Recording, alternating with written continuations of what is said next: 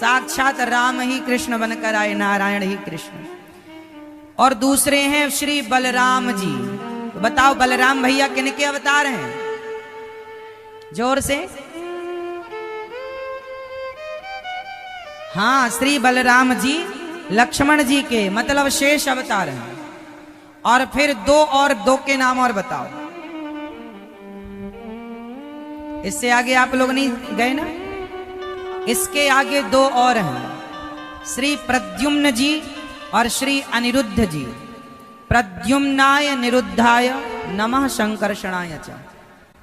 प्रद्युम्न और अनिरुद्ध भगवान श्री कृष्ण ने ब्रह्मांड दिखाया माटी खाने के बहाने, और भगवान राम ने जमहाई के बहाने दिखाया। भगवान राम को जमहाई आई, मुंह खुला तो इतने से मुंह में पूरा ब्रह्मांड नजर आ गया। अच्छा बताओ, राम जी मनुष्य हैं कि भगवान हैं?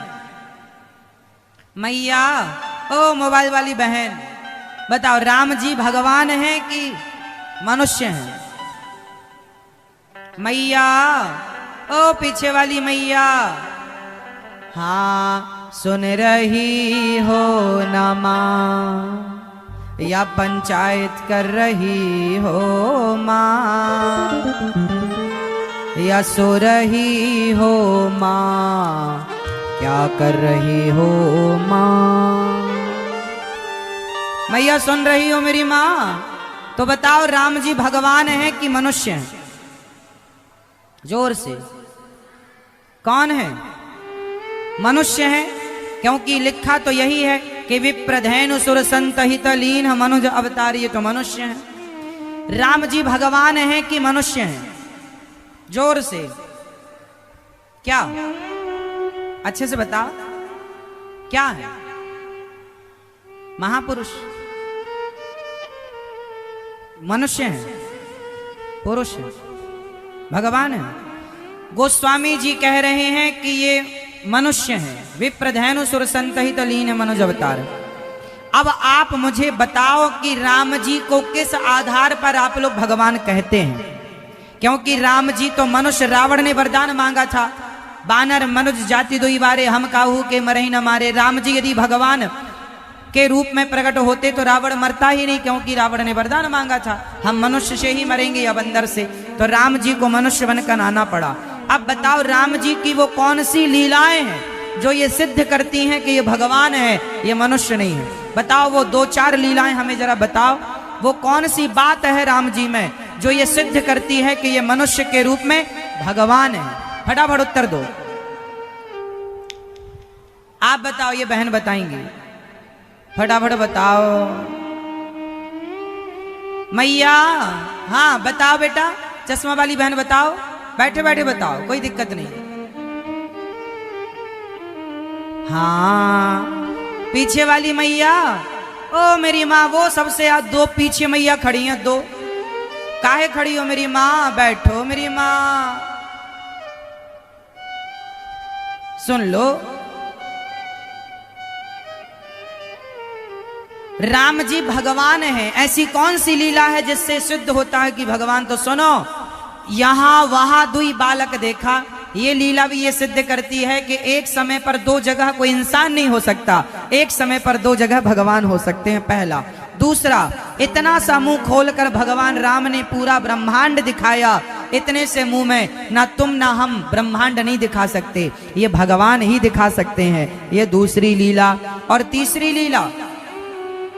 तीसरी लीला कि अल्पकाल विद्या सब पाई, गुरु ग्रह पढ़न गयो रघुराई। जरा से दिन में, जरा से समय में सारी विद्या प्राप्त कर ली, ये इंसान नहीं प्राप्त कर सकता, ये भगवान प्राप्त कर सकते हैं। चौथा, राम नाम के पत्थर पानी पर तैर गए, तुम्हारे हमारे नाम के पत्थर कभी नहीं तैर सकते। यदि तैर सकते हैं तो भगवान के नाम के पत्थर तैर कर उन्होंने सिद्ध कर दिया कि ये कोई मनुष्य नहीं, भगवान है। और भी तमाम बातें और भी तमाम चर्चाएं हो सकती हैं इस पर, लेकिन कल को कोई आपसे पूछा करे तो आप उत्तर दे सकें, इसलिए हमने आपको कहा कि राम मनुष्य रूप में तो हैं पर वो भगवान हैं, अखिल कोटि ब्रह्मांड नायक हैं। वो निर्गुण निराकार ब्रह्म सगुण साकार राम बनकर प्रकट भये हैं, हम जैसे पापियों पर कृपा करने के लिए। उन पर संदेह ना हो कि ये राम कैसे। सती माँ को भी संदेह हुआ था, आपको ना हो जाए, इसलिए हम आपका संदेह भी मिटाते चल रहे हैं। अब राम जी थोड़ा बड़े हुए, और जब बड़े हुए तो राम जी अपनी माँ को मैया मैया कह के बुलाने लगे। क्या कह रहे हैं राम जी? मैया, माँ, माँ, माता जी। राम जी बड़े हुए तो माता जी कह करके, माता श्री कह करके बुलाते हैं, और पिताजी को क्या बुलाते हैं? पिताश्री, पिताजी कह के। और आप लोग अपने मैया बापा को क्या बोलते हो? Mummy papa, mummy papa. बताओ, मम्मी पापा भगवान राम कहते थे? तुम काहे कहते हो? मम्मी पापा ना कहा करो सरकार। मम्मी किसे कहते हैं? मम्मी मतलब, मम्मी समझते हो? जो मर जाता है उसे तेल में डुबा के फ्रिज में, फ्रीजर में, आज तो फ्रीजर आ गए, पहले फ्रीजर नहीं थे, तो बॉडी को तेल में डुबा के रखते थे कि बॉडी 10-5 दिन के लिए खराब ना हो। उस प्रोसेस को मम्मी कहते थे, और तुम लोगों ने अपनी जिंदा माँ को मम्मी बना दिया। मम्मी नहीं, माता जी, मैया। आज से अपनी माँ को क्या कहेंगे आप लोग? मैया मैया कहने लगे मोहन, मैया मैया। भगवान कृष्ण क्या कहते हैं यशोदा मैया को? मैया। हनुमान जी लंका गए तो एक राक्षसी मिल गई, जिसने बड़ा सा मुंह फाड़ के खड़ी हो गई। जस जस सुरसा बदन बढ़ावा था, सुदून कपिरूप दिखावा सुरसा। तो हनुमान जी कहते हैं, सत्य कहूं मोहि जान दे माई। हनुमान जी ने सुरसा को क्या कहा? मैया मैया, सत्य कहता हूं, लौट के आऊंगा तब मुझे खा लेना, अभी तो राम काज के लिए जाने दो। सत्य कहूं मोहि जान दे माई। हनुमान जी मैया कहते हैं, राम जी मैया कहते हैं, कृष्ण जी मैया कहते हैं, हम भी आपको मैया कह रहे हैं, और आप मम्मी कह रहे हैं। मम्मी, ये कौन सी भाषा है भाई? मम्मी ना कहा करो मेरी माँ, बच्चों को मैया। और पिताजी कहा करो पापा। पापा का मतलब क्या हुआ? पाप आ। पाप को आप बुला रहे हैं, पाप आ, पापा पापा पापा। पापा का मतलब क्या हुआ? अभी तुम कम पापी हो, और तुमने अपने बाप को ही पाप बना दिया। ये तुम्हारा बाप है और तुम क्या कहते हो? पापा। मेरा बाप नहीं है, मेरा पाप है। पापा पापा पापा। गोस्वामी जी ने एक चौपाई लिखी, उसमें भी पापा लिखा। अब जरा पापा का अर्थ बताना गोस्वामी जी के हिसाब से। चलो मेरे संग एक चौपाई का अर्थ करो। कलयुग का यह परम प्रतापा, मानस पुण्य होय नहीं पापा। आ गए पापा जी तुम्हारे? पापा, मानस पुण्य होय नहीं पापा। यहां पापा शब्द का अर्थ गोस्वामी जी ने पाप किया है।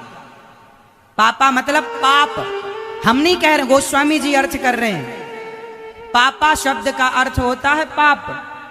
अब बताओ कि तुम्हारा बाप है कि पाप है, ये कन्फर्म कराओ आज। यदि बाप है तो पिताजी कहो, और पाप है तो पापा कहो। मतलब तुम लोग नकल भी किए तो सही नहीं कर पाए। जिसने कहा उसने कहा भेड़िया, उसमें भेड़ कुआ में गिरा, सारे भेड़ गिर गए। कौआ कान ले गया, कौआ के पीछे भाग गए। थोड़ा अक्ल तो लगाओ भारत के लोग, तुम विश्व गुरु रहे हो, पढ़े लिखे हो। मूर्खों की तरफ तुम्हारी बोलचाल भाषा भी बदल गई। मम्मी पापा सही नहीं है। शब्दों का ये जो मेल है, तालमेल बिल्कुल गलत है। ना मम्मी का तालमेल सही बैठ रहा है शब्दों के हिसाब से, ना पापा का तालमेल सही। माताजी पिताजी, मैया बाबा। नंद बाबा को भगवान बाबा कहते थे। क्या कहते थे? नंद बाबा। नंद, जोर से नंद, नंद बाबा, बाबा। चलो तुम बाबा ना कहो, पिताजी कहो, पिताजी कहो, क्या बुराई है? तुम्हें अब मम्मी पापा कहने में शर्म नहीं आती?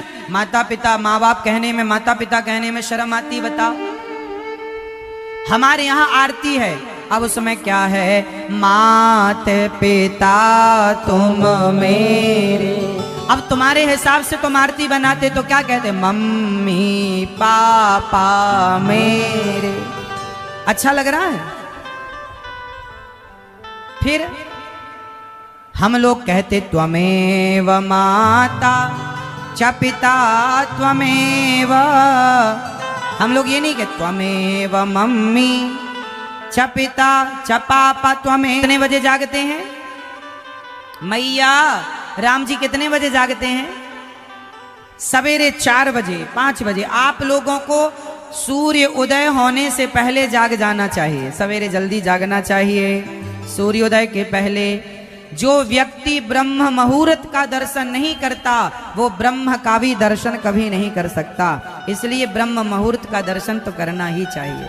सवेरे जल्दी जागोगे, सूर्योदय का दर्शन करो, सूर्य भगवान को प्रणाम करो। प्रातः काली उठ के रघुनाथा, राम जी सवेरे जल्दी जागते हैं और जाग कर क्या करते हैं?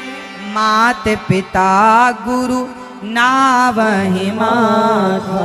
सवेरे जाग कर राम जी नहाते धोते हैं और नहा धोकर जल सूर्य भगवान को चढ़ाकर माता को, पिता को, गुरुजनों को प्रणाम करते हैं। आप में से कितने लोग रोज सवेरे अपने से बड़ों को प्रणाम करते हैं? जो करते हैं वो हाथ उठा लो। रोज सवेरे जाग कर सबसे पहले बड़ों को, माता को, पिता को, दादा को, दादी को, गुरुजनों को, ब्राह्मणों को, संतों को प्रणाम कर, जो मिल जाए बड़े श्रेष्ठ सबको प्रणाम कर डालो। आप करते हो भैया? आपकी माँ है, करते हो प्रणाम? रोज पाँव पढ़ते हो? 2 बार? 2 माँ है आपकी, ठीक है।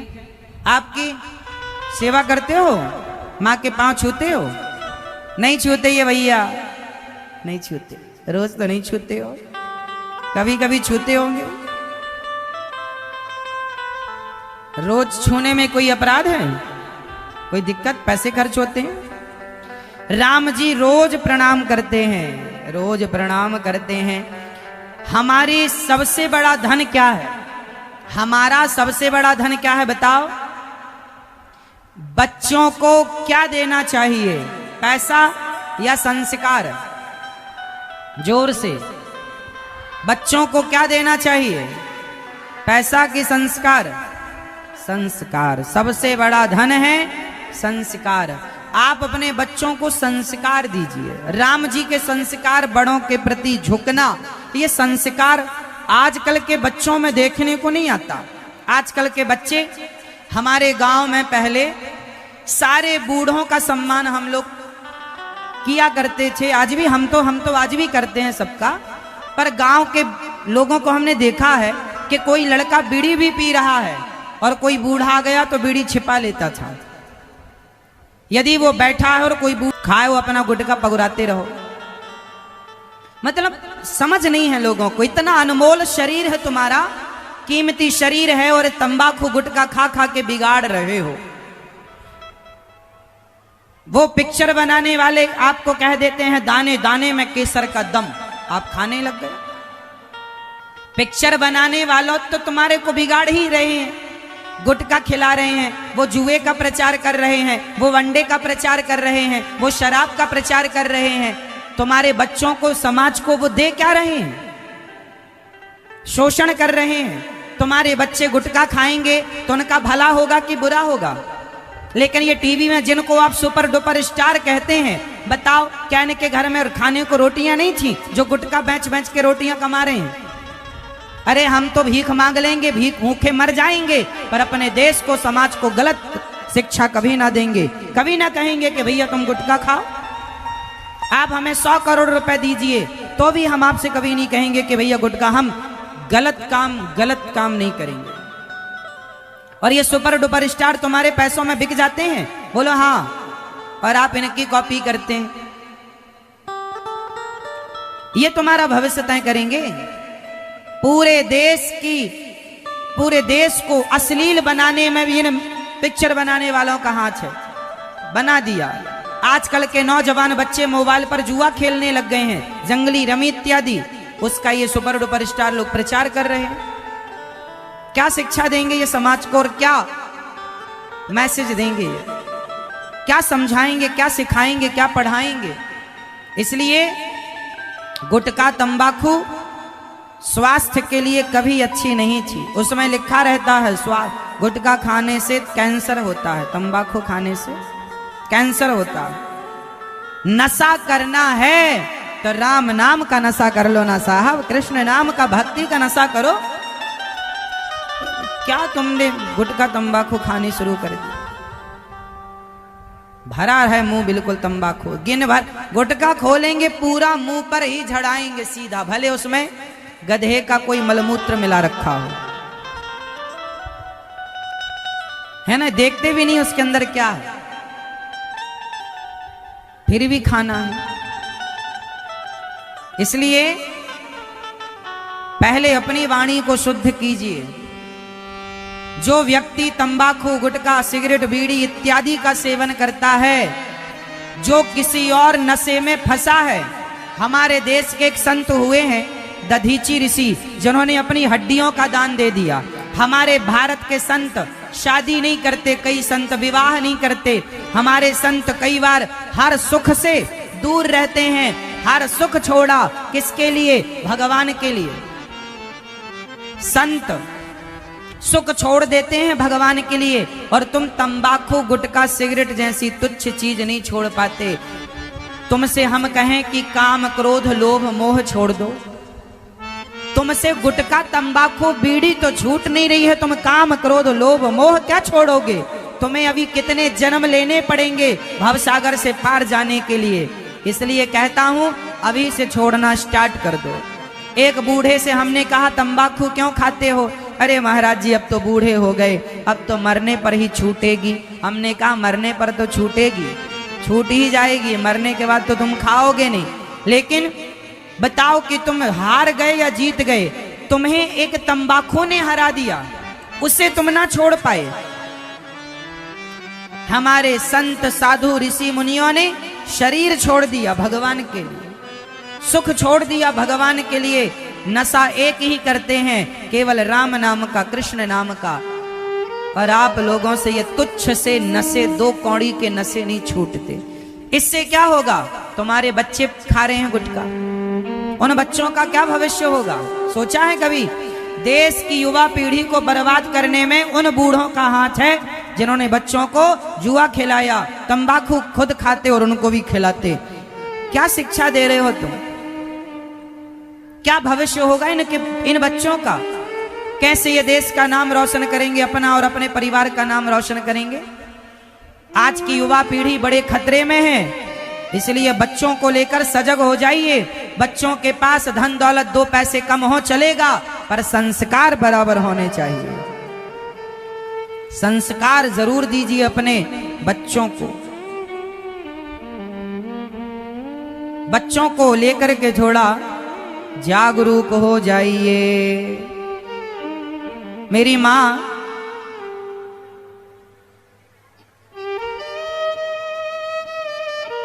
राम जी प्रात काल उठ के रघुनाथा, मात पिता गुरु ना वही माथा। राम जी प्रणाम कर रहे हैं, बड़ों का आदर कर रहे हैं। उसी समय विश्वामित्र महामुनि ज्ञानी, बसहि विपिन शुभवाश्रम जानी। विश्वामित्र जी बक्सर में रहते थे, जो आज बक्सर जिला इस बाण से मारा। ही। बताओ ये कौन सा बाण है? मुस्कान का। राम जी ताड़का को देखकर केवल मुस्कुरा दिए, और मुस्कुराए तो ताड़का मर गई। इतनी सुंदर मुस्कान मैंने पहली बार देखी। राम जी मुस्कुरा दे तो मर जाए लोग। एक ही बाण प्राण मुस्कुराए, राम जी ताड़का की तरफ देख के मर गई। राम जी क्या खूब लगते हो, बड़े सुंदर दिखते हो। राम जी से भी सुंदर कोई होगा? से मॉरिशस हो गया, मॉरिशस में जाके गिरा। और गुरु जी के यहाँ जितने राक्षस यज्ञ भंग करने आए, राम जी ने सबको मार मार के गिराया, और मारीच को आगे की प्लानिंग के लिए तैयार छोड़ दिया। ये मारीच मामा आगे काम आएंगे, बताओ कहाँ? मैया बताओ, ये मारीच मामा आगे कहाँ काम आएंगे राम जी की लीला में? फटाफट बताओ, चश्मा वाली मैया जल्दी बताओ। ये मारीच मामा को राम जी अभी भी तो मार सकते थे, नहीं मारा, छोड़ दिया आगे के कार्यक्रम के लिए। बताओ कौन सा कार्यक्रम था आगे का, किस काम के लिए छोड़ा राम जी ने? मारीच का आगे कहाँ नाम आता है?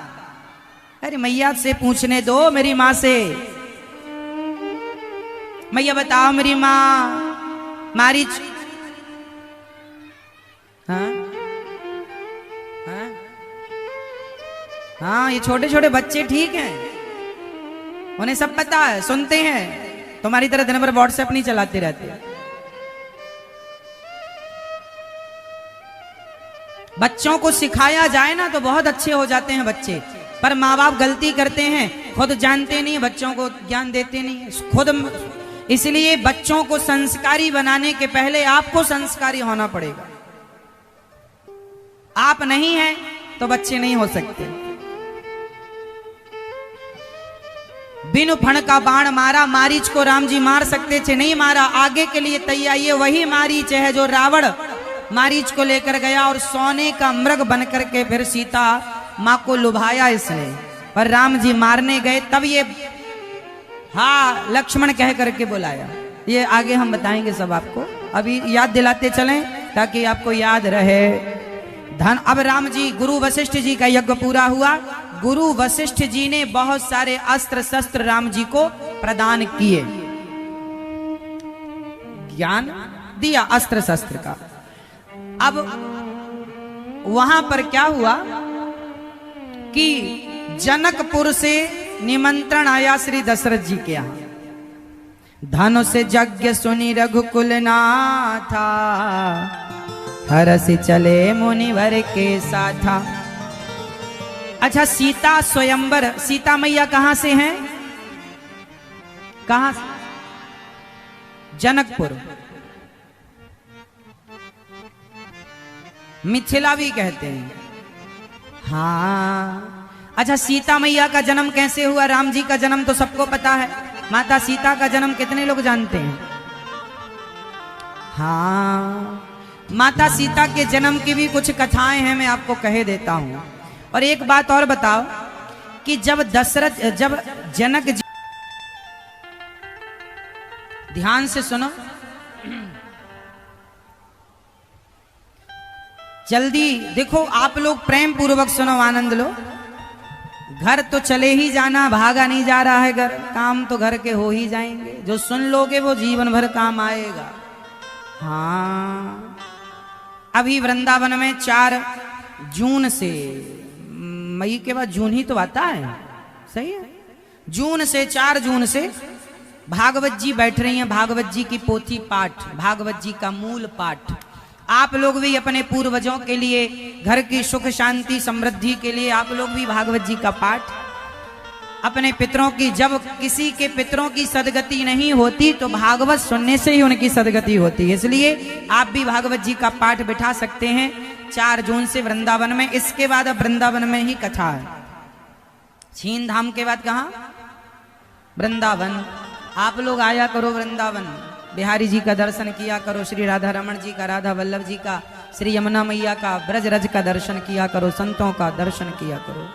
गौरी गोपाल आश्रम आओ, वहां माताओं का दर्शन करो। और वहां पर 4 तारीख से भागवत जी की पाठ, पोथी पाठ बैठेंगे। आप लोग भी अपने घर के पूर्वजों की शांति, अपने आनंद के लिए कराओ, चाहो तो कराओ। वृंदावन में सेवाएं जो चल रही हैं माओं की, अन्य क्षेत्र की, इन सेवाओं से अपने आप को जोड़ लो। जोड़ लेना अच्छी बात है। व्यक्ति जुड़ जाए तो कल्याण हो जाता है। कैसे? जैसे रेल के डिब्बे होते हैं, रेल के डिब्बों में कोई बल नहीं होता। यदि इंजन से ना जुड़े तो डिब्बे कहां चले जाएंगे?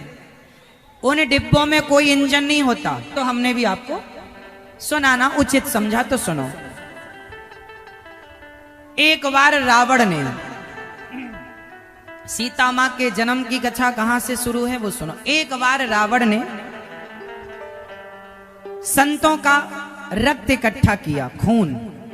सारे संतों से टैक्स के रूप में उनका खून मांगा। कुछ संतों की हत्या रावण ने की। एक घड़े में सारे संतों का खून इकट्ठा किया और रावण ने घड़े का मुंह बंद किया और घड़ा लेकर के मंदोदरी को दे दिया कि इसे संभालना, जब मैं मांगूंगा तो तुम देना। मंदोदरी ने कहा सही ठीक है। मंदोदरी ने अपने कमरे में रख दिया। अच्छा, मंदोदरी को नहीं पता था कि इसमें संतों का रक्त है। रावण चला गया। एक रात मंदोदरी को प्यास लगी तो मंदोदरी ने उस घड़े के रक्त को पी लिया। जब घड़े के रक्त को पी गई तो वो संतों का तेज था, संतों का खून था। माता मंदोदरी गर्भवती हो गई संतों के उस रक्त से, गर्भवती हो गई। और माता मंदोदरी को पता चला कि मैं गर्भवती हूं। उन्हें बड़ा आश्चर्य हुआ। उन्होंने कहा कि रावण को पता चल जाएगा तो वो जान ले लेंगे कि ये गर्भ किसका है, मैं कैसे बताऊंगी किसका है। तो मंदोदरी ने एक दिन अपने पति रावण से कहा, स्वामी जी मैं आपकी गर्जना सुनना चाहती हूँ। रावण जब गरजता था तो गर्भवती नारियों के गर्भ गिर जाते थे। तो रावण ने गर्जना की पहाड़ पर चढ़कर तो मंदोदरी का गर्भ गिर गया। उस गर्भ को उस घड़े में डाल दिया, उसी घड़े में जिसमें संतों का खून, और ज्यों का त्यों उसका मुंह बंद कर दिया। रावण आ गया, मंदोदरी निश्चिंत हो गई कि गर्भ तो पात हो गया, गर्भपात हो गया, गिर गया। रावण को याद आया कि मैंने तुम्हें एक घड़ा दिया था, वो कहाँ है? मंदोदरी ने कहा ये है। रावण उस घड़े को लेकर के जनकपुर चला गया। अब सवाल ये खड़ा हुआ कि रावण जनकपुर में उस घड़े को लेकर क्या करना चाहता था? तो रावण जनक जी के राज्य में गड्ढा खोदकर माटी के अंदर उस घड़े को दबाया। क्यों दबाया? क्योंकि वो था संतों का खून, और जिसके राज्य में संतों का रक्त होगा गड़ा हुआ, उस राजा के यहां भूखमरी मचेगी।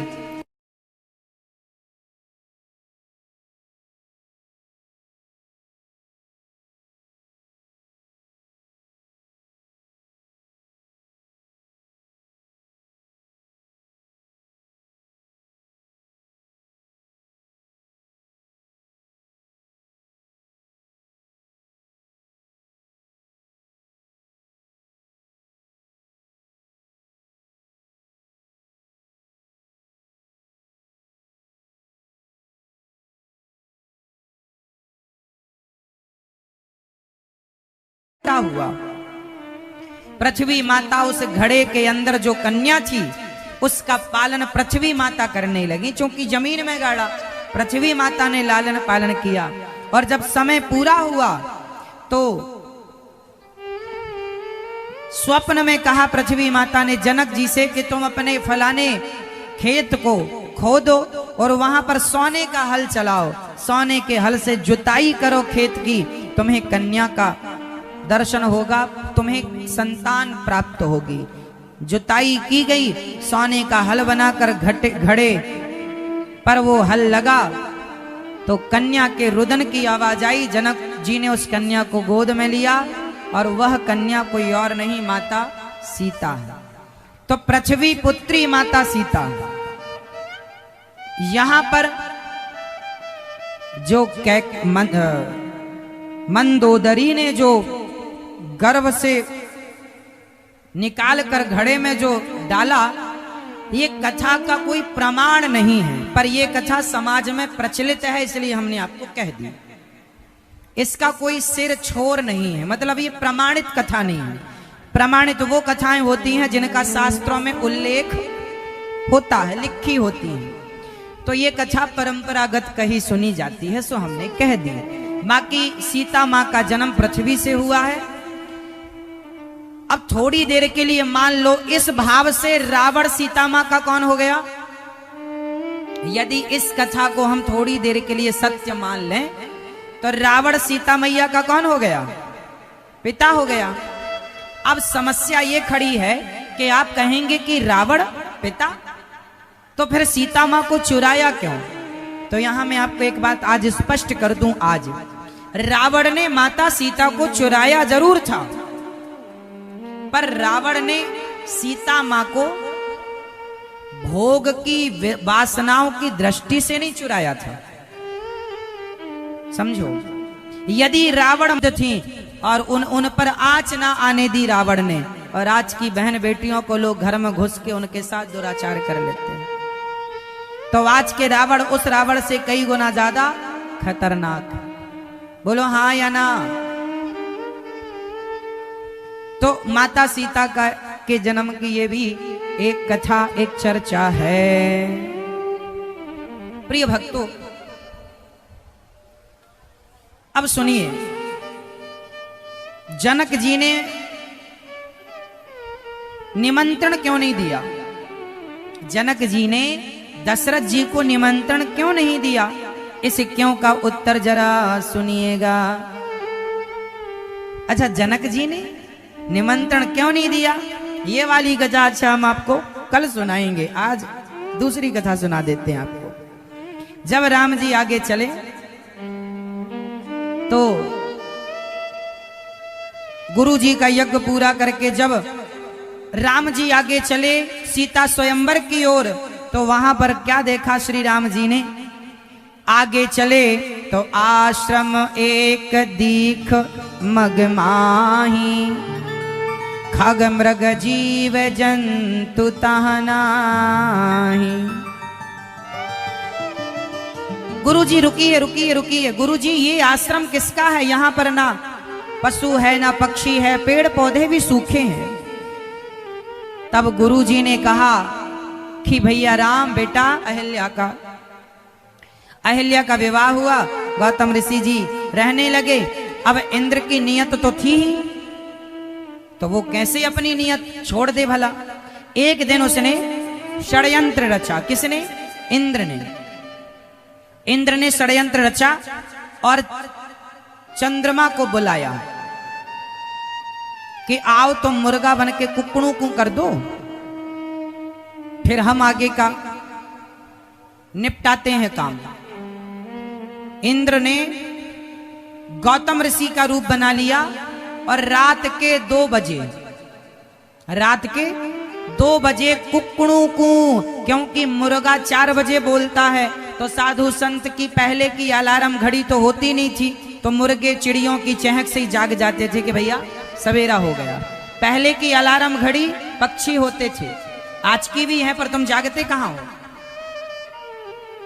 मुर्गा ने कुकड़ों को किया, गौतम ऋषि को लगा सवेरा हो गया, वो नहाने चले गए।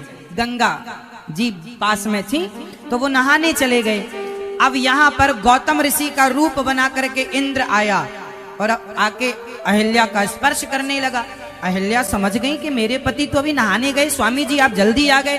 अरे बोले मैं आ गया, बहाना इंद्र ने बनाया। माता समझ गई कुछ गड़बड़ है, ये मेरे पति जैसा व्यवहार तो नहीं है। माता अहिल्या विरोध करने लगी इंद्र का, पर इंद्र पति के रूप में था, विरोध क्या करती? कि तभी गौतम ऋषि गंगा जी गए, तो गंगा जी ने गौतम ऋषि से कहा बेटा आज तुम जल्दी आ गए। माता 4 नहीं बजे क्या? ना बेटा अभी तो रात के 3 बज रहे हैं।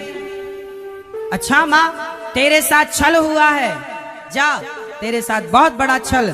अब गंगा मैया ने वापस किया, गौतम ऋषि चले। अब यहाँ अहिल्या माँ विरोध कर ही रही थी कि तब तक गौतम ऋषि आए। गौतम ऋषि आए तो इंद्र अहिल्या माँ के कमरे से बाहर निकल रहा था। गौतम ऋषि की दृष्टि पड़ गई। गौतम ऋषि ने कहा इंद्र तुम स्वर्ग से उतरकर इस मृत्यु लोक में योनि लंपट बनकर आए हो, तुम स्त्री से चाहते क्या हो? केवल योनि का सुख। जाओ, तुम्हें योनि का सुख चाहिए, शरीर का सुख चाहिए, योनि लंपट हो जाओ, तुम्हारे पूरे शरीर में योनियां ही योनियां हो जाए। इंद्र के पूरे शरीर में 1000 योनि हो गई, पूरे शरीर पर योनि हो गई।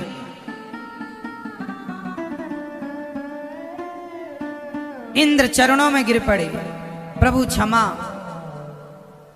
मुर्गा बनकर चांद ने कहा जाओ तुम कलंकित हो जाओ, इसलिए चांद इतना सुंदर है पर काला सा धब्बा, ये कलंक है।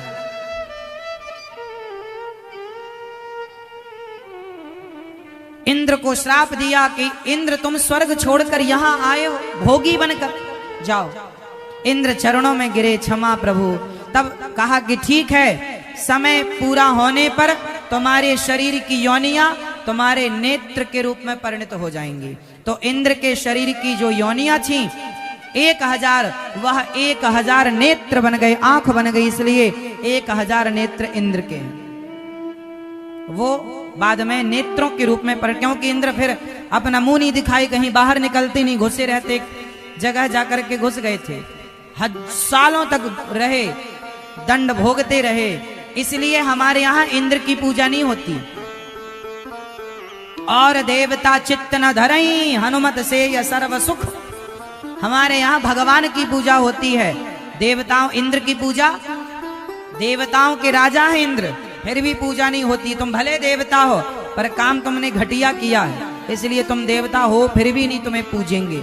इसलिए इंद्र की पूजा हमारे भारत देश में कहीं भी इंद्र की पूजा नहीं है, हमारे सनातन। क्योंकि इंद्र ही क्यों ना हो, गलत काम करेगा तो उसे भी सम्मान नहीं मिलेगा। सम्मान आपके पद प्रतिष्ठा से नहीं मिलता, सम्मान आपके अच्छे कर्मों के बल पर प्राप्त होता है। इसलिए इंद्र का पद बड़ा है पर कर्म अच्छे नहीं।